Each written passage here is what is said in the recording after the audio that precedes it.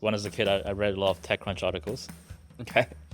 So yeah, I always knew I wanted to do startups. Alan Chang wants you to use more energy while paying less. He's the founder of Fuse, a vertically integrated energy provider that started just a couple of years ago and now serves hundreds of thousands of homes across the UK and beyond. They're working on everything from batteries through to app. And in this conversation, we talk about his journey as a founder from Revolut through to Fuse, his experiences of building teams that can tackle both the hardware and software problems in the energy industry, and his vision for the future of energy consumption, from changes to the grid to breakthroughs in areas like fusion. I'm James Wise, and this is What's Next? Conversations with the founders and CEOs building the future.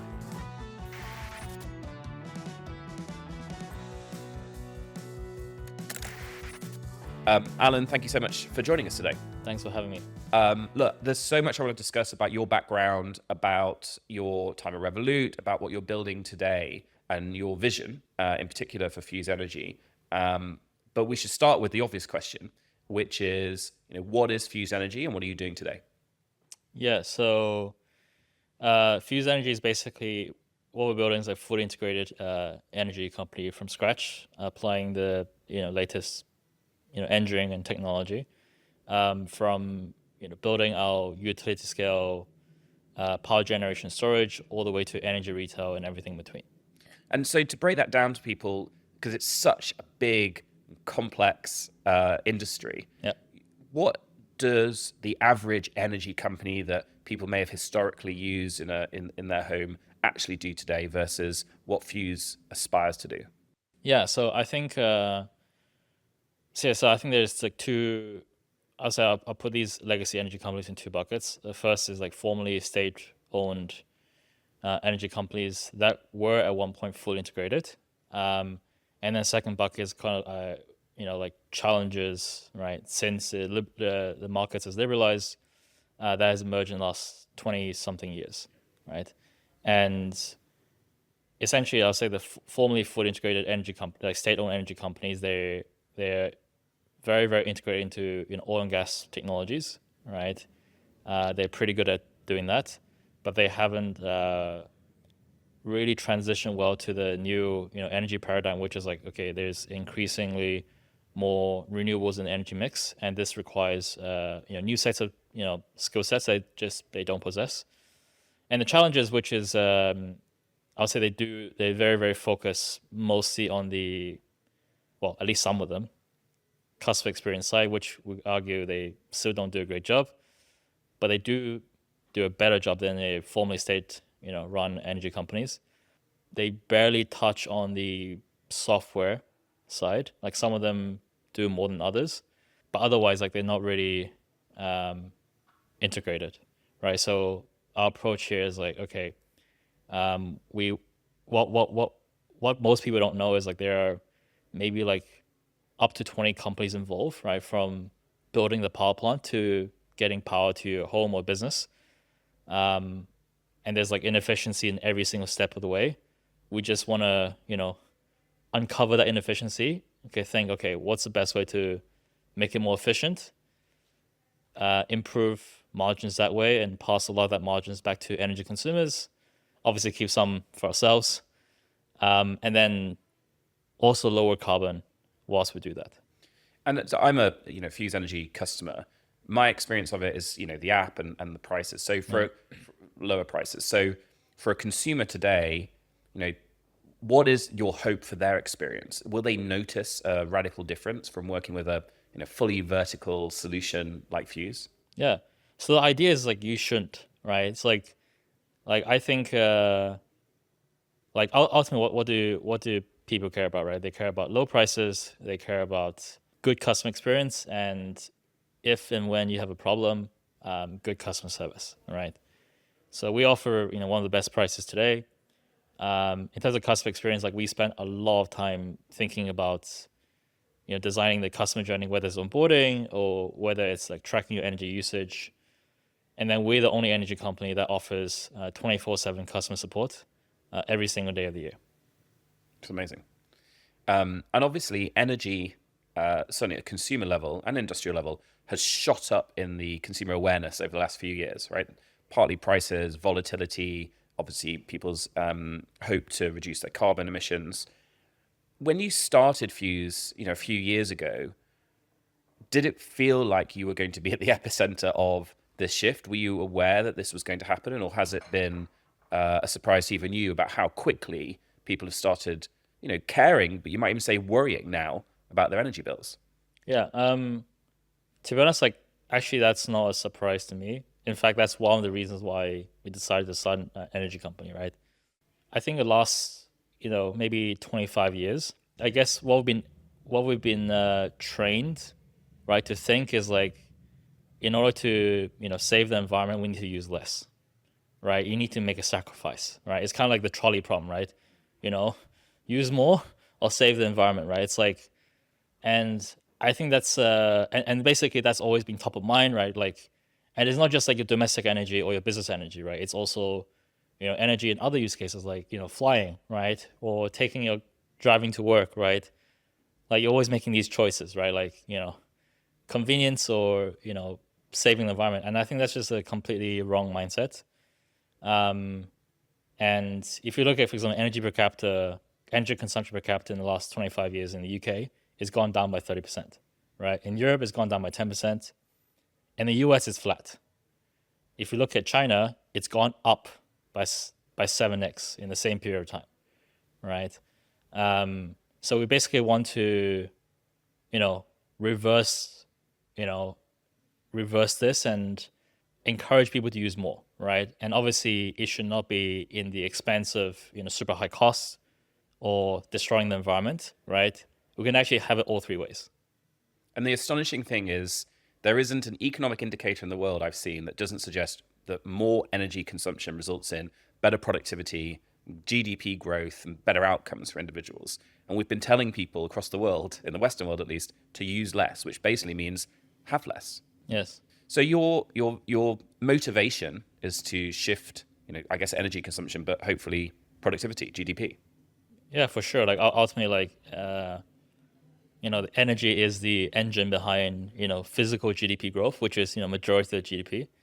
And right now, that's the engine's broken, so we need to fix it. I want to talk more about energy in a little bit, but maybe we can talk more about your experiences before Fuse. You were one of the first employees and ultimately CRO at Revolut, one of the most successful software companies, financial services companies in the world now. So it must have been a difficult decision to leave. Other than your motivation to shift GDP, were there other reasons why you felt now or a few years ago it was the right time to start something new? Had you always wanted to be a founder? I always wanted to work in an entrepreneurial environment, and I think Revolut, was and remains to be, a great place to work for, anyone who wants to work in an entrepreneurial environment. I personally don't really care about, this like founder title or non-founder title. I don't think it matters to me at all. Like what matters to me is the problem I'm trying to solve. And for me, like there's two reasons why I decided to leave Revolut. Number one was it's in very good hands, right? Like it is like a self-running machine that keeps growing, and there's great people working in it. And I felt like my impact at Revolut was reducing over time for good reason. I think that's a positive thing. And the second is like I think at the time I thought, okay, what are the most important problems to solve in the next 25 years? And for me, it's energy or AI. And I picked energy because like there was a lot of like, very, very smart people working in AI. I was looking at, okay, how many smart people actually work in energy? Reality is there isn't a lot, right? But for such an important industry, right, there is like a huge, talent misallocation. There's over index on, traditional finance, big tech. I'll argue AI is pretty like correctly allocated, but energy is like it's underallocated, right? And one of the beautiful things about startups is you can actually convince, very very smart people to join, an industry where traditionally hasn't attracted a lot of very very smart people, right? So that's what drawn me to energy. And so before Fuse and before Revolut, had you always thought that you'd end up working in startups? Had you always had that desire? or were there times when you considered other kinds of industries or career paths? Yeah, so I decided I wanted to do startups when I was 13. So when I was a kid, I read a lot of TechCrunch articles. Okay. Yeah, and I was obsessed with like yeah, tech companies at the time. So yeah, I always knew I wanted to do startups. Similarly, I was a young TechCrunch addict. But, when I started in venture 13, 14 years ago now, even TechCrunch, you felt like the center of the world was San Francisco in California. But you were reading those articles and have subsequently stayed in the UK and building businesses, obviously globally, but a lot of the engineering and talent that you've pulled together is in the UK. How have you felt? How do you feel about that balance? And, was that something you were conscious of wanting to do? So my parents sent me to boarding school here, um, and I decided to study university here. And it was basically mainly Revolut that convinced me to keep staying here, to be honest. And then what I realized is actually there is, despite all the problems we have in the UK, it is probably one of the top countries to hire engineers from, right? Um, and not just like British engineers, but like we have tons of like Eastern European engineers that want to move here. So yeah, I think it remains to be a great place to build a startup. I think you're a great advocate for it, but I also think we need far more people to like talk about, yes, there's challenges in the UK, but our situation is much better in terms of the ability to hire and build, I think, than often the press or some people in other industries give us credit for. Perhaps not because of the state, perhaps sometimes despite the state. But as you say, the talent and the levels of ambition here, I think, are incredibly high. And you as you say, early on, you knew you wanted to be an entrepreneur. You went and worked at Revolut very early on. Were there principles you've taken from Revolut or learnings or experiences you've taken from Revolut that you've kept at Fuse Energy? I would say the key thing I've learned is, hiring the best talent is basically solving 80% of the problem. The other 20% is like a bunch of other things. And yeah, I think that's the key thing that I've taken away, right? Like, I focus majority time trying to recruit the best designers, best engineers in the world. And can you talk a little bit about the kinds of people then, and the org structure that you've had to create to build a business, as you say, which is vertically integrated, so does so many different things? Something we've done differently this time is we have engineers that lead execution end to end. So we give ownership to engineers, and they actually lead a project or a product area. We don't really have a management structure, right? We have no middle managers, we have no PMs, but just like engineers that wants to do something, build something end to end. And do you have to, I mean, it's an amazing amount of freedom that you give people, rightly so. Do you have to hire a different kind of person for that level of responsibility when you've got innovations in software, in hardware, you have supply chains and regulation? There's so many different aspects and challenges from different domains in what you're building. Have you therefore hired sort of people who have got lots of different experiences in industries, or people who are brilliant at one thing and you help them grow into other areas over time? Yeah, so like I'll say we value raw skill and talent over, experience in our business, right? So just to give you an idea, like we've rarely hire anyone from the energy industry, right? Um, so for example, our projects engineers we've hired, um, mainly from the Elon companies like SpaceX and Tesla. Software engineers were hired, from hedge funds, from big tech, um, and the quants were also hired from, mainly also hedge funds. So we basically identify, okay, what is the top skill? What is the skill we need? And then we identify, okay, where do the people with these skills mainly work in today, and try to convince them to come to us. And then they learn about energy very, very quickly. And then, you've spoken a little bit about Fuse's vertical integration. Can you talk to us a little bit about the kind of products that you're excited by that Fuse Energy customers could have access to that you think will continue to be transformative to the either the bills or the experience of a customer going forward? Yeah. So probably one of the products I'm most excited about, which we're launching next year, is a micro solar and battery solution, right? So if you think about traditionally, solar and battery is quite inaccessible in, both in terms of capital, right? You need to have over 10 grand. Even if you finance it, it's still quite high costs. Or you need to own your own roof, right? Which, a lot of people do not, right? So we're basically building this product where even if you're renting, you can literally plug in the socket and you can hang a solar off your balcony, or if you're lucky enough to have a backyard, and it just works, right? And the fully loaded cost will be under 2 grand, and yeah, it's and with financial payback of like roughly 3 years. So we think this is going to be very transformative to a lot of people, right? And at the same time providing a very, very good customer experience. And batteries are needed for loads of different reasons, but part of it is the grid is changing, as you say. Renewables introduce some advantages, but they do also introduce volatility into the grid. Can consumers solve this? Is this something which you and I, by having batteries at home or solar, can really have an impact on? Or do you think really to fix some of the energy problems we have in the UK and beyond today, there needs to be sort of grid level innovation as well? I think the answer is both, right? So I think a lot of people underestimate the power of the consumer, but consumers, domestic properties represent roughly 40% of the power economy. That's quite big, Yeah. right? More than most people think, right? Yeah. Now, obviously, like industrial sector is a bit larger, right? But 40% is no small feat, and at the same time, like we're seeing like huge inefficiencies in the grid, right? So UK grid is actually a prime example of the inefficiency. So like if you look at how power is generated and distributed in the UK, right, we have loads of wind in Scotland, right?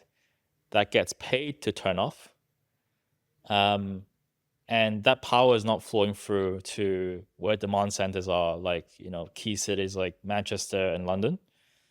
And instead, we at the same time tell the wind turbines to turn off, pay them to turn off, and then pay additional peaker plants to turn on to power cities, like insane, right?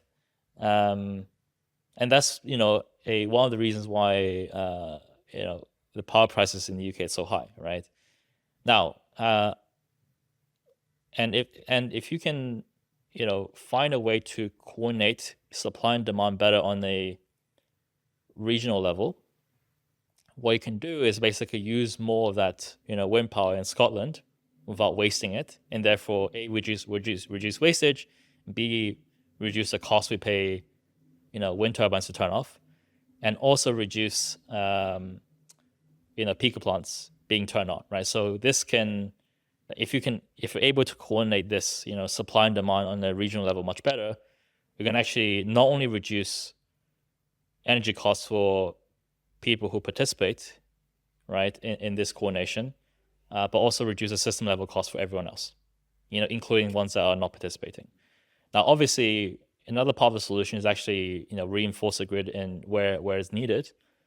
The issue with the current grid is the grid operators are not very sophisticated, and it requires a new level of I'll say software modeling that didn't exist before. That wasn't a requirement before.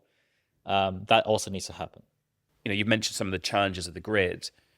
One of the new challenges that's arisen over the last couple of years clearly is consumption of energy for AI and the need to feed and scale data centers.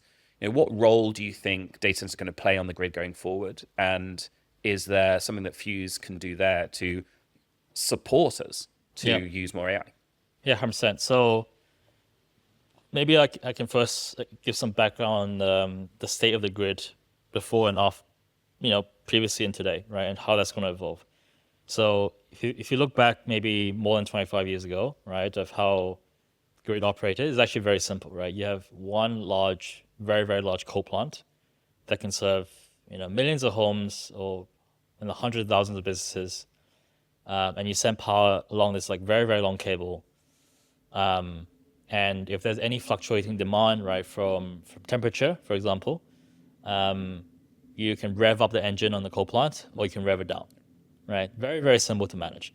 In fact, you can actually manage on a spreadsheet, right? Now, fast forward to today, we've decommissioned a lot of coal, replaced it with solar and wind, which is very intermittent, very weather driven, right?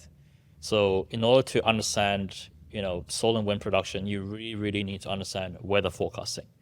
And this is like a data science and meteorology problem. And also, this is very distributed, right? So coal plants are very concentrated and usually built it co-located with coal mines, right? Whereas solar and wind, very, very distributed, at very micro scale to utility scale, right? So your energy generation and storage is hyper local, right? Distributed around the grid. And then you have, on the demand side, you have, electrification AI, right? So electrification, for example, the biggest one is like EVs, right? So an EV consumes roughly the same amount of energy as one small house, right? So if you think about, okay, let's say the domestic market is roughly 40% of the power economy. And if everyone gets an EV, you're basically, increasing to 80%, right? And then, and the problem is like everyone plugs in their EV after work, right? So like you have like 40%, up to 40% spike, right? In energy demand, like, right after work. And then you have AI, right? So AI, for example, during, pre-training or inference, right? There is like intermittent energy demand as well, right? So for example, the GPU is not always, doing work. So you have this like, energy, load variance, which is also distributed, right? So you're not building data centers concentrated in just around cities, right? You're also building data centers in, middle of nowhere, right? So you have like more distributed generation, more distributed demand, more volatile generation, more volatile demand, right? So it becomes very, very hard to manage, right? Because the basic objective of the grid is to manage supply and demand, right? So, but you have to do it on a local level, right? Not on a national level, on a local level. It's very, very hard to do it and requires like very, very high level of sophistication on, software, data science, meteorology, and et cetera, right? So, and you have this AI, obviously, demand skyrocketing, right? So right now it's low single digit percentage of the energy economy. There's, depending on who you ask, it could be, more than 100% of the energy economy, right? There are next some 10, 20 wild years. forecasts out there. Yeah, like also the forecast range is like massive, right? So reality is no one really knows like what is the future true demand of AI, but I think everyone can agree on it's going to be much higher. We just don't know how much higher. I mean, Grok have just opened the first gigawatt scale data center, right? And right. they're just getting going. Yeah, like if you go back to 4 years ago, right? Like the first data center we're talking about, like it's in the megawatts, and now 4 years later we're in the gigawatts, right?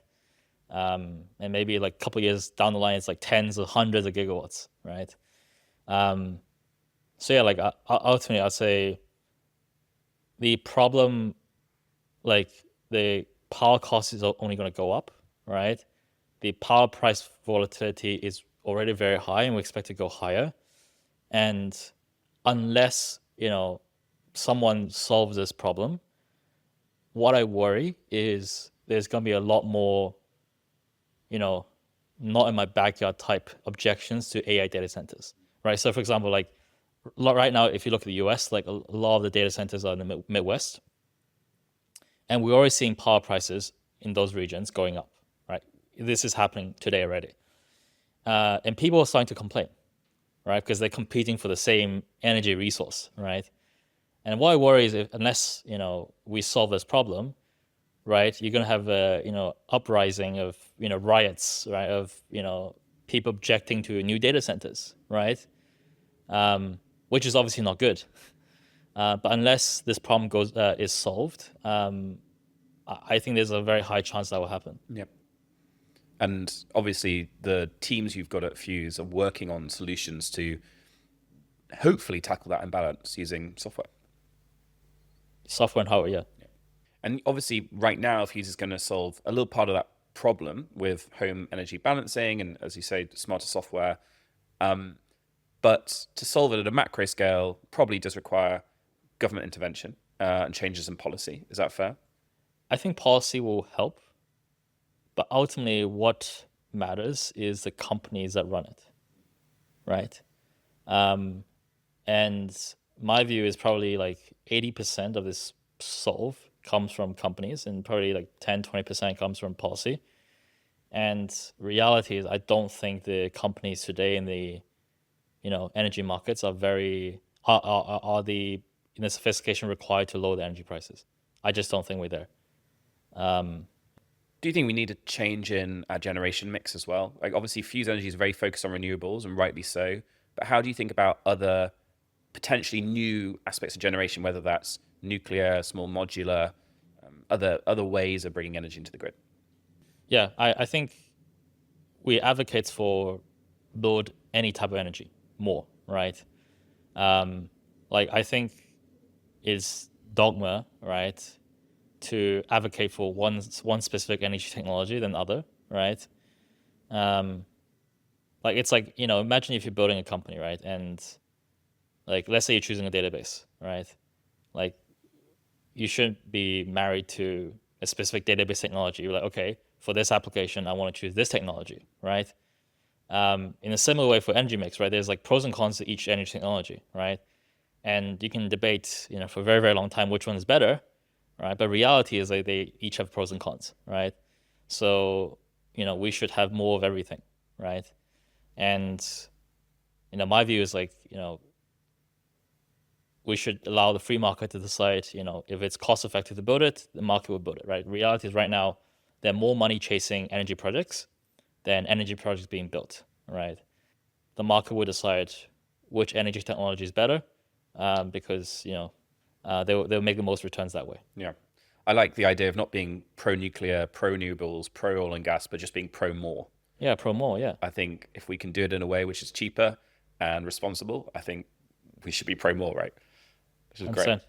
And obviously you've worked in two regulated industries now, which is a rod for your own back. You're very unusual as someone who wanted to do that, both in financial services at Revolut and now in the energy industry at Fuse. What role, if any, do you think politicians should be playing, do play in working with startups at your scale? Do you find people are responsive and understanding and supportive? Or, is this an area which actually, as an entrepreneur, you think, look, I'm just going to build, I'll let the politicians do the politics? Yeah, I think that's a good question, right? Look, reality is, I think trying to influence policy is very, very hard, right? I mean, regardless of whether you're a startup or a big company, right? But I think it's even more difficult than as a startup. Right now, what we focus on is basically within constraints, do the best job we can within constraints. And I think there's actually a lot of things we can do, right? To make it much better. Now, if you ask me, would I like to remove the constraints? Yeah, of course, I would like to remove the constraints, right? But with or without constraints, I think we can still do a very good job. But if there were, let's say better policy, then we can even do a even more amazing job. Do you have specific policies in mind that you think, you wish you could change today to give Fuse the chance to grow even faster? Yeah, and yes, and to be clear, I think this apply. What helps Fuse grow faster, I think will also help the whole industry go faster. So probably two things on my wish list. The first is planning. If we simplify planning, we will move much faster. Right now, I would say there's a lot of unnecessary surveys and paperwork that could be reduced and to on what's actually needed to make sure we don't damage the environment. And probably the second is basically deleting any form of subsidies, right? And let's go back to competing on cost.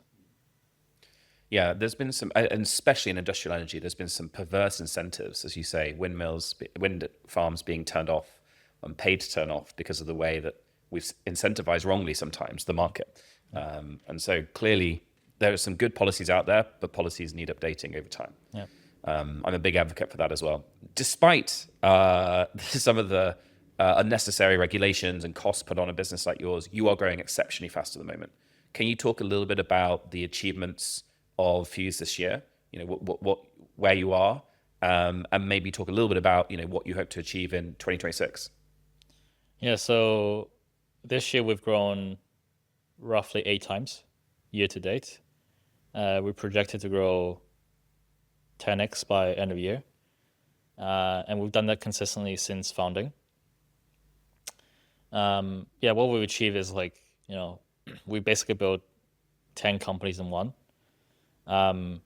So the three things I mentioned earlier: low costs, good product, and good customer service. But reality is there's a lot of things that happen in the background.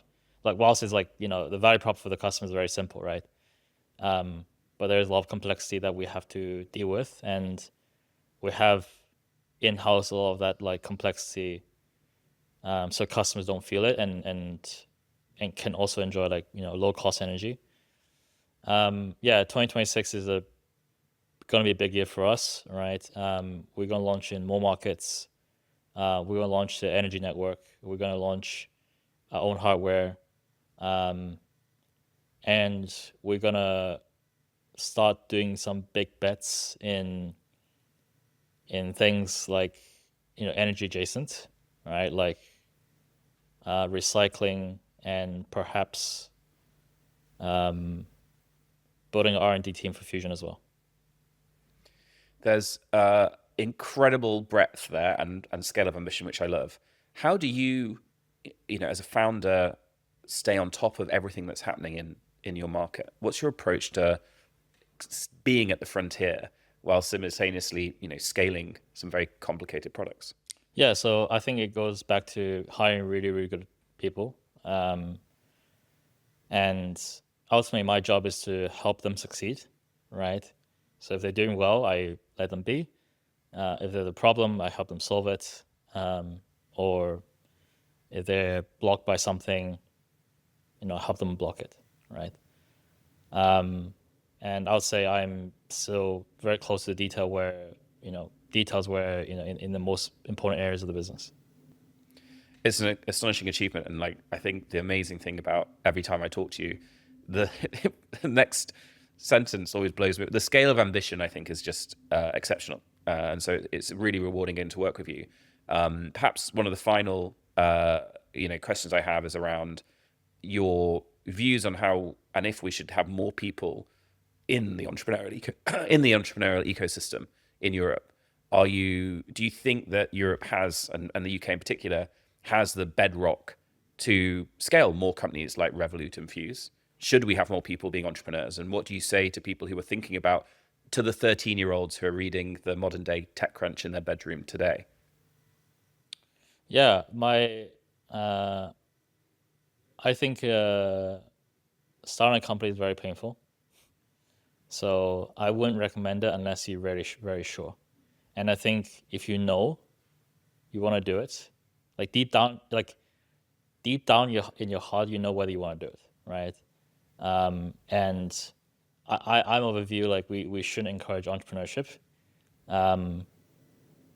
because it's truly very painful, and you should do it only if you really, really want to do it. And if you really want to do it, you should do it. Finally, we've been fortunate to back you twice, both at Revolut and Fuse, pretty early on. There are some things, that we hope we provide as a fund and support. What's your view of sort of European VC versus sort of other experiences you've had of venture? And do you have any advice to people out there fundraising today? Yeah, the sad reality is US venture move much faster than European venture. Now, obviously, like I'm generalizing here. I can't say that's obviously not true for every European fund, right? I think Balderton is the exception. But you know, it's usually much better experience to fundraise with a US venture. That's reality. I think a second thing is like US VCs respond to ambition much better than European VC, right? So like this is like real experience from when fundraising, but in a first meeting with European VC, they already put us in the box of, okay, you're UK only challenger. But I just couldn't comprehend, like, what do you mean about UK only? Like we plan to go to so many markets, right? But then they want to put us back in the box of, okay, a single country, single vertical company, right? Whereas if you speak to most US venture VCs, when you tell them, okay, we want to be multi-country, multi-product vertical, they respond positively to that, right? And to be honest, partially I think that's because in Europe you don't see a lot of multi-country, multi-product vertical companies, right? It's actually quite strange to I think probably Revolut is like one of the I can't even count to five, right? Number of companies that are multi-country, multi-product vertical. But yeah, like I think like yeah, if like there's like a lot of I think that in general there's a lot of people complaining, the European government could do more, blah blah, right? But I think they should also look to themselves, right? Especially within the tech community in Europe, like maybe you have a problem too. Yeah. And we hold a mirror up to ourselves a lot as well here at Balderton. I think that you're completely right. We constantly push ourselves to think bigger. I think when you pitched us, I think you had a slide, there weren't many, which was like the global TAM for financial services and then the global TAM for energy. And at that point, I was like, this is what Fuse is about, changing that, growing that, and going after it. And I think we were sold from that point onwards. But look, it's a phenomenal journey. As a customer, I can't tell you how happy I am with Fuse Energy, and I'm really excited about the roadmap and the products you're going to build. So thank you so much for contributing to that change, and thanks for joining us today. Thanks for having me. Thanks for listening to What's Next. We hope you enjoyed the episode, and if you want to learn more about the frontier of deep technology in Europe today, please like and subscribe. And if you're interested in learning more about working in deep tech, look at the Balderton website to learn more about us and our portfolio companies.